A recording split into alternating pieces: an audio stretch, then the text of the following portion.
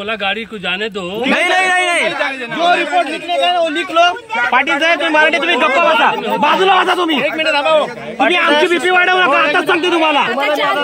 अजून आमचे लोक येतात सामान घेऊन।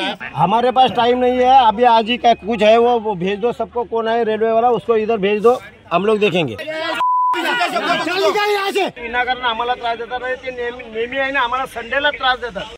रविवार दिनांक 1 डिसेंबर रोजी दुरोंतो एक्सप्रेस नेहमीप्रमाणे रोह्याच्या दिशेने धावत होती, मात्र निडी गावातील संतप्त ग्रामस्थांनी रेल्वे रुळावर उतरत गाडी अडवली। याचं कारण म्हणजे गेट नंबर 49 रेल्वे प्रशासनानं कोणतीही पूर्वकल्पना न देता बंद केलं होतं। या निर्णयामुळे गावकऱ्यांना मोठ्या त्रासाला सामोरं जावं लागत असल्याने त्यांनी आपल्या मागण्यांसाठी तब्बल 1 तास गाडी रोखून धरली।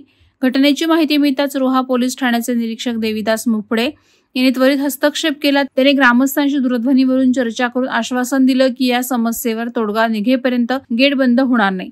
त्यांच्या या दिलासादायक आश्वासनामुळे ग्रामस्थांनी रेल रोको तात्पुरता स्थगित केला। घटनेवेळी रेल्वे पोलीसही घटनास्थळी उपस्थित होते, मात्र या आंदोलनामुळे दुरोंतो एक्सप्रेस 1 तास उशिरा धावल्याने प्रवाशांना नाहक त्रास सहन करावा लागला। ग्रामस्थांच्या या निर्णायक कृतीमुळे प्रशासनाला त्यांच्या मागण्यांकडे लक्ष देणं अपरिहार्य ठरणार आहे। आता ग्रामस्थांच्या मागण्या पूर्ण होणार की ग्रामस्थांचं हे आंदोलन अधिक उग्र रूप धारण करणार याकडे सर्वांचंच लक्ष लागलं आहे। वादळवारा लाईव्हसाठी अक्षय जाधव, रोहा। नवी मुंबई व रायगड जिल्ह्यातील ताज्या बातम्या आणि घडामोडींसाठी सबस्क्राईब करा वादळवारा लाईव्ह चॅनल आणि दाबा बेल आयकॉन।